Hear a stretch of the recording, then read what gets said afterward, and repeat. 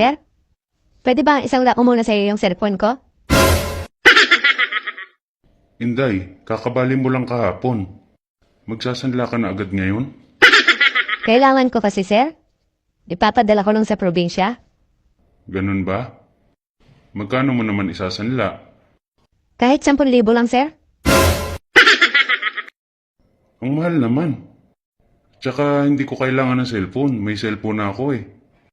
Sir, pag hindi niyo sasanlaan, kay ma'am ko na lang isasanla. Ikaw bahala. May pera naman siguro si ma'am mo. Dun mo na lang isanla.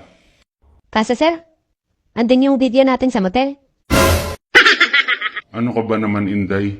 Di ba sabi ko sa'yo, pag kailangan mo ng pera, magsabi ka lang. Sa akin mo na isanla at walang pera yung ma'am mo. At saka, kailangan ko din talaga ng isa pang cellphone.